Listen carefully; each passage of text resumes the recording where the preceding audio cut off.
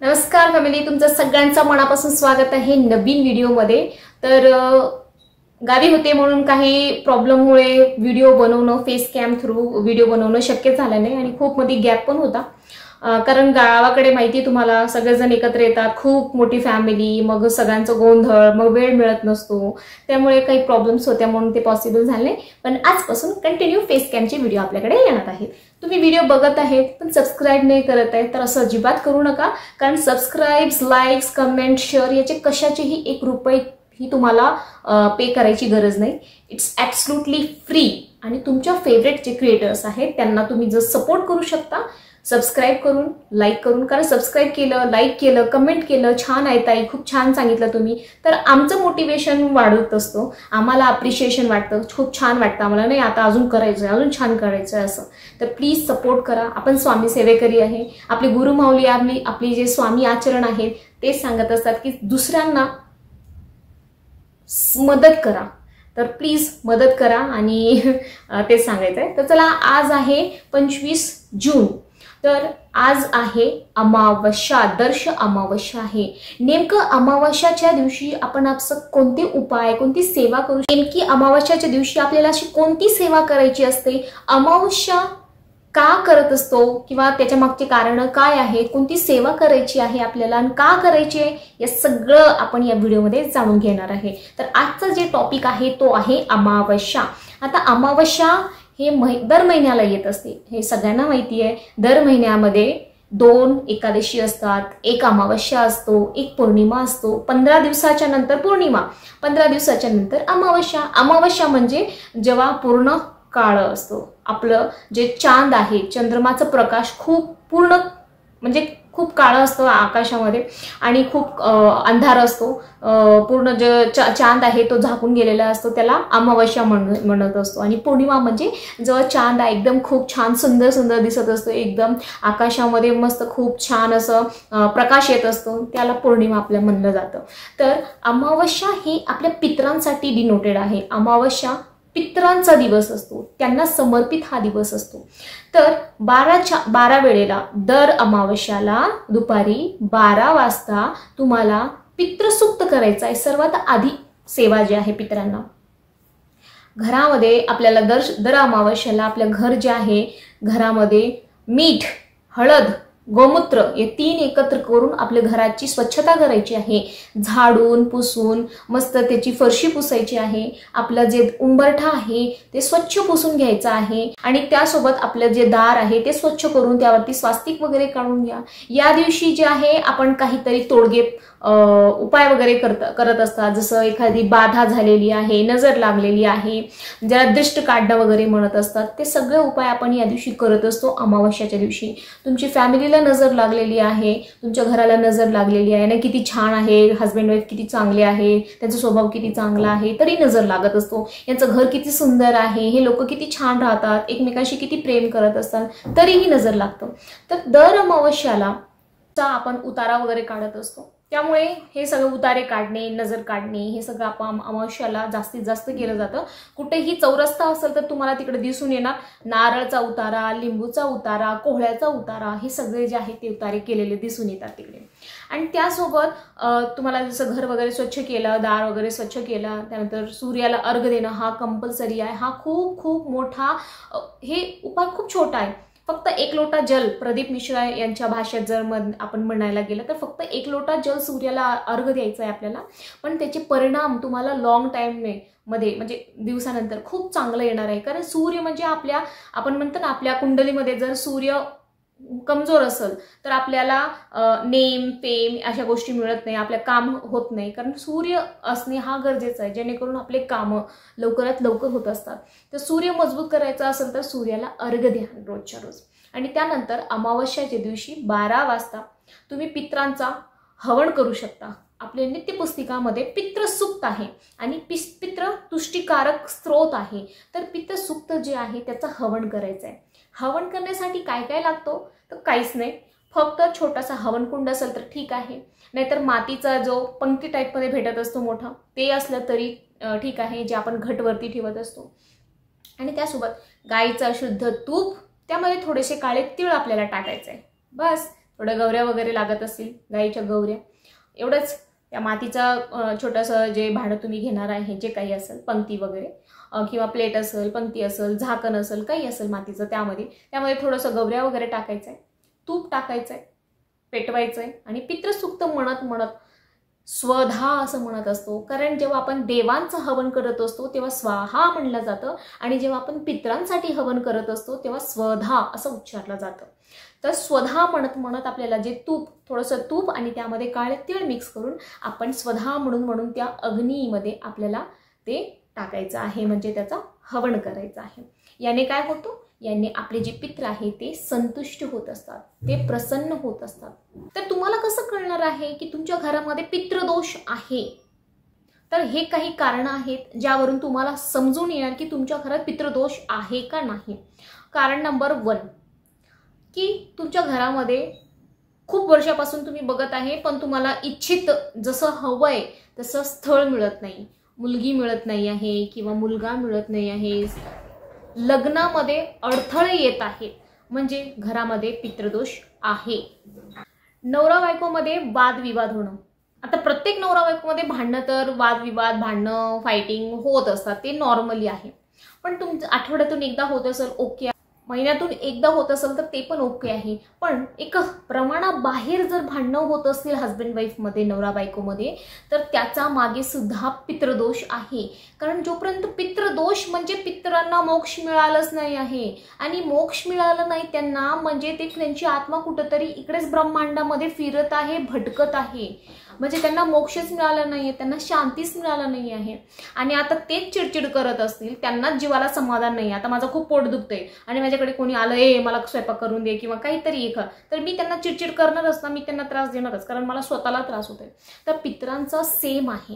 आता आपल्याला खूप त्रास होतो, ताप येतो, पोट दुखतो, काहीतरी होतं, आपली मुलं जवळ आली, मम्मी असं करणं तसं करणं, मग आपण त्यांना पण चिडचिड करतो, त्यामुळे त्यांना पण त्रास होतो त्या गोष्टीचा. म्हणजे सांगायचं तात्पर्य की पितरांना मोक्ष मिळत नाही, ते सारखं भटकत राहत आहे, म्हणजे त्यांना त्रास होतो. मग त्यांना त्रास झाल्यावर आपल्याला त्रास देणं सहज आहे. त्यामुळे त्यांचं समाधान, त्यांना मोक्ष मिळवून देणं हे गरजेचं आहे आपल्या स्वतःसाठी. म्हणजे आपण खुश राहावं. तुम्हाला असं वाटत असेल आपली प्रगती व्हावं, आपलं संसार चांगलं राहावं, आपण समाधानी राहावं, आपण हॅपी राहावं, तर त्यासाठी पितरांना मोक्ष मिळवून देणं हा तितकाच गरजेचा आहे. आता वादविवाद, लग्नाचं म्हणे किंवा नोकरी म्हणा, की आपण खूप वेल एज्युकेटेड आहे, आपण खूप एक्सपिरियन्स्ड आहे, पण आपण 10,000 वर्ष कामं करतो, आपण 20,000 वर्ष कामं करतो. म्हणजे आपल्या एक्सपिरियन्सनुसार, आपल्या डिग्रीनुसार आपल्याला एखादी संधी मिळत नाही आहे जॉब करायची, चांगली जॉब म्हणा, किंवा तुम्ही बिझनेस करत आहेत, बिझनेसमध्ये सारखे लॉस होत असतील, तर हे पण पितृदोषांचं कारण आहे. आणि त्यानंतर घरामध्ये सतत आजारपण म्हणा, कोणी ना कोणी सारखं आजारी असतंच, कोणी ना कोणी बिनाकारण. थोडंसं बाहेरचं थोडंसं पाणी का पिलं, थंड नाही, सर्दी झाली, खोकला झाला, किंवा एखादा आजार झाला, किंवा एकाचं झालं, नवऱ्याचं झालं की बायकोला झालं की मग मुलांचं झालं की मुलीला, असं सारखं आजारपण घरात असणं हा पण पितृदोषाचा कारण आहे. तर असे काही कारण असतात जे आपल्याला वाटतं की असं का आपल्यासोबत घडतं सारखं. म्हणजे तुम्ही समजून जा की तुमच्या घरामध्ये पितृदोष आहे, म्हणजे आहे. विनाकारण खूप कोणाकोणाचं असं असतं की सारखं ऍक्सिडेंट होत असं, सारखं काही ना काही कारणानं. म्हणजे तुम्ही जर चलतही असेल तर मागचं येऊन तुम्हाला ठोकून जातो. म्हणजे तुम्ही जर पायाने पण चालत असेल, पायी पण रोडवरती, तर मागचं व्यक्ती येऊन तुम्हाला ठोकून जातं. असं सारखं काही ना काही चूक नसतानाही जर तुम्हाला त्रास होत असेल तर तो पितृदोषाचंच कारण आहे. आणि त्यानंतर आता हे कारण तर तुम्हाला समजलं की नाही बाबा आपल्यावरती पितृदोष आहे, तर त्यासाठी मी उपाय सांगते तुम्हाला. तीही नदी असो, पवित्र गंगा नदी असो किंवा कोणतीही नदी असो, कारण पाणी ह्या स्वतःमध्येच पवित्र आहे. पाणी इतकं पवित्र काहीच नाही. कितीही घाण असो, कसलंही असो, सगळ्यांना वाहून जाते, सगळं साफ करत असते. म्हणून हे पाणी अतिपवित्र आहे. तर एखाद्या गंगामध्ये, एखाद्या नदीमध्ये तुम्ही स्नान करा आणि त्या नदीच्या पाण्याने आपले जे पित्र आहेत त्यांना अर्घ द्या, त्यांना तर्पण द्या. ओके. आणि त्यानंतर त्यांना दीपदान करायचं आहे, दिवा वगैरे घ्यायचा आहे आपल्याला. धूप दीप त्यामध्ये भेटत असतं, मिळतं सगळं. जसं तुम्ही गंगा पूजनला वगैरे जात असाल तर तुम्हाला मिळून जाईल. एवढ्याशा प्लास्टिकच्या वाटीमध्ये, त्याच्यामध्ये हळद कुंकू असतं, फुलं असतात, दिवा असतो, अगरबत्ती वगैरे. अगरबत्ती नसतं, फक्त दीप असतं आणि ते सोडायचं असतं. तर तसं ते दीपदान याला म्हणलं जातं. तर ते दीपदान करा. आणि त्यानंतर 12 वाजता सकाळी पितृसूक्त आणि याचा हवनयुक्त करायचा आहे. आता रोजही तुम्हाला पितृसूक्त वाचायचं आहे, कारण गुरुमाऊली सांगत असतात की पितृ जे आहे ते आपले देवासमान आहेत, देवतुल्य आहेत ते. तर त्यांची पूजा रोज करणं हा गरजेचं आहे. तर सर्वात आधी पितरांची सेवा करायची, पितृसूक्त वाचायचं आणि पितृदृष्टी करत म्हणजे फक्त रोज वाचू शकता तुम्ही. रोज जर हवन केलं तर ते सोन्याहून पिवळं झालं. तर रोज फक्त वाचा आणि त्यानंतर हात पाय धुवून परत आपली रोजची जी देवांची पूजा आहे ती पूजा करायला सुरुवात करा. आणि यानंतर 12 वाजता आपण हे केलं, स्नान केलं, त्यांना अर्घ दिलं आपल्या पितरांना सुद्धा आणि दीपदान केलं आणि त्यानंतर त्यांचं हवन केलं अमावस्येच्या दिवशी. आणि यानंतर सर्वात मोठी जी सेवा आहे ती पिंपळाची सेवा आहे, कारण पिंपळाचं जे झाड आहे ते पितरांचं झाड असं म्हणलं जातं. म्हणजे पितरांना सद्गती मिळायला पिंपळाची सेवा करणे हा उत्तम एक उपाय आहे. तर दर अमावस्याला किंवा दर शनिवारी तुम्ही पिंपळाच्या झाडा खाली जे आहे ते मोहरीचा तेल, तिळाचा तेल अशा तुम्ही दिवा लावू शकता.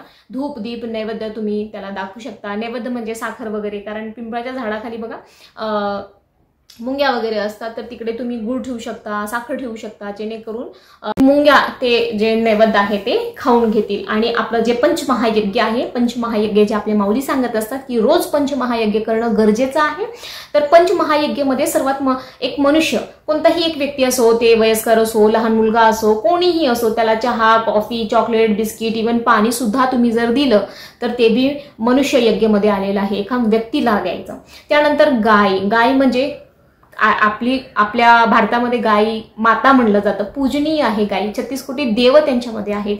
तर गाईला खाऊ घाला, पोळी द्या, चारा द्या, गहू गुळ द्या, तुम्ही जे तुम्हाला वाटलं त्यांना गाईला काहीतरी खाऊ घालायचा.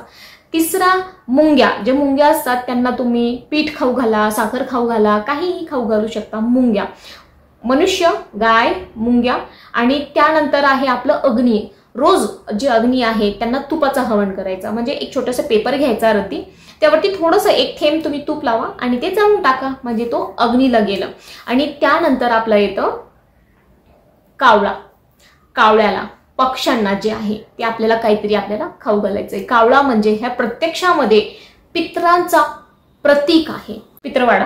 तर त्यावेळेला आपण कावळ्याला खाऊ घालत असतो. आणि घास खायला पण आपण जेव्हा मृत्यू होते व्यक्तीची तेव्हा ही घास शिवायला म्हणजे तेव्हा आपण कावळ्यालाच बोलत असतो, कारण की कावळ्याला हा वरदान आहे की त्यांना पित्र दिसतात, पित्रांची आत्मा दिसते आणि कावळ्याला खाऊ घालणं म्हणजे पित्रांची संतुष्टी होणं. म्हणून कावळ्याला आपल्याला रोज खाऊ घालायचंय. म्हणजे याने हे पंचमहायज्ञ आहे जे आपल्याला रोज जेवढं झालं तितकं तुम्ही करायचा प्रयत्न करा. एक व्यक्ती तर मिळतच असतं, मुंगी मिळतच असतात, गाय दिसलं तर ठीक आहे, कावळ्या सहसा दिसत नाही, गाय ही सहसा सिटीमध्ये दिसत नाही, पण तुमच्याने जेवढं शक्य झालं तेवढं तुम्ही प्रयत्न करा.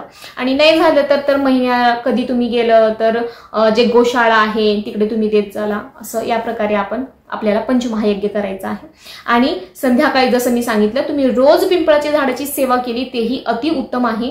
असं नाही की फक्त शनिवारीच करा, तर रोज संध्याकाळी, सकाळी तुम्ही पिंपळाच्या झाडामध्ये पाणी घेऊन जात जा, स्वतःच्या घराचं भरून लोटा पाणी टाकून परिक्रमा करून या. त्यानंतर रोज संध्याकाळी जे आहे ते दिवा तुम्हाला लावायचा आहे, ते पण खूप चांगलं असतं. आणि त्यानंतर अमावस्याच्या दिवशी संध्याकाळी आपली जी दक्षिण दिशा असते घराची, त्या घराच्या दक्षिण दिशेला आपल्याला चौमुखी दिवा लावायचा आहे. म्हणजे तुम्ही एक जे कणिक आहे गव्हाचं कणिक तिमून. पितृदोषासाठी सर्वोत्तम रामबाण उपाय म्हणजे संक्षिप्त भागवत किंवा भागवत याचा पठण करणे. दर एकादशीला किंवा तुम्हाला असं वाटत असेल तर संकल्पयुक्त सुद्धा तुम्ही भागवत करू शकता. संक्षिप्त भागवत की मी 21 भागवत करणार आहे, 51 भागवत करणार आहे, असं संकल्पयुक्त करा. नाही जर तुम्हाला शक्य झालं तर दर एकादशीला तुम्ही भागवत वाचा. म्हणूनच आपले जे माऊली आहे, कारण पितृदोष किती भयंकर आहे हे आपल्या माऊलींनाही ठाऊक आहे आणि सगळ्यांना ठाऊक आहे.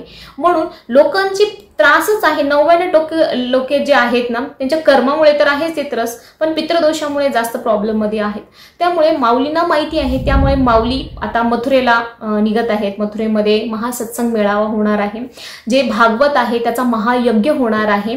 मला जाता येणार नाही, पण तुम्ही कोण कोण जात आहे मला नक्की सांगा कमेंटमध्ये, कोण कोण जात आहे मथुरेसाठी. तर हे भागवत महायज्ञ पितरांच्या दोषापासून मुक्त होण्यासाठी हा सर्वोत्तम रामबाण उपाय आहे।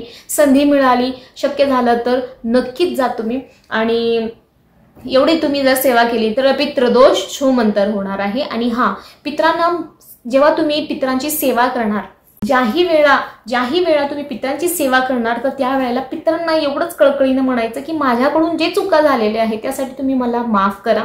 आम्ही तुमची मुलं बाळ आहेत, तर प्लीज आमच्याकडून काही चुका झाल्या असेल तर आम्हाला माफ करू द्या। कळत न कळतपणे आम्हाला तुम्हाला काहीतरी त्रास दिला गेला असेल, आमच्याकडून काहीतरी चुका झाल्यात असेल जेणेकरून की तुम्हाला त्रास होत असेल, तर त्यासाठी आम्ही खूप सॉरी आहे मनापासून, म्हणजे माफी मागायची। कारण की जेव्हा तुम्ही माफी मागताना, तर ते आपले मोठे असो आपले लहान असो, माफी मागणं हा खूप महत्त्वाचा आहे, जेणेकरून समोरचा व्यक्ती लगेच माफ करून देतो आपल्याला। तर हे सगळे उपाय करा, पितृदोष नक्कीच संपणार आहे आणि तुमच्या आयुष्यामध्ये तुमचं आयुष्य जे आहे ते आनंदाने भरपूर असणार आहे। नोकरी असणार आहे, पैसा असणार आहे, प्रगती असणार आहे, जे तुम्हाला हवंय, समृद्धी, सगळ्या गोष्टी, बंगला, गाडी, सगळं असणार आहे। तर पितरांना समाधान करा आणि गुरूंची सेवा नेहमी करत चला, मग कधीच तुमच्या आयुष्यामध्ये कोणतीच समस्या येणार नाही। आपले प्रारब्ध आहे ते तर आपल्याला भोगावंच लागणार आहे, कारण की ते गेल्या जन्मीचे आहे तर या जन्मी फेडावंच लागणार आहे। पण या जन्मी चांगले कर्म करा, जेणेकरून की पुढचा प्रवास आपला चांगला हो। तर व्हिडिओ कसं वाटलं काय नाही मला नक्की सांगा कमेंटमध्ये। लाईक, शेअर, सबस्क्राईब नक्की करा, कारण हे सगळ्या गोष्टी जे आहे ते फ्री आहे, यासाठी तुम्हाला कोणतेही 1 रुपयाही खर्च करायची गरज नाही। तर सबस्क्राईब करा, जेणेकरून की आमचा मोटिवेशन हाय लेवलवरती असतो आणि चांगले व्हिडिओ मी तुमच्यासाठी नक्की घेऊन येणार। श्री स्वामी समर्थ।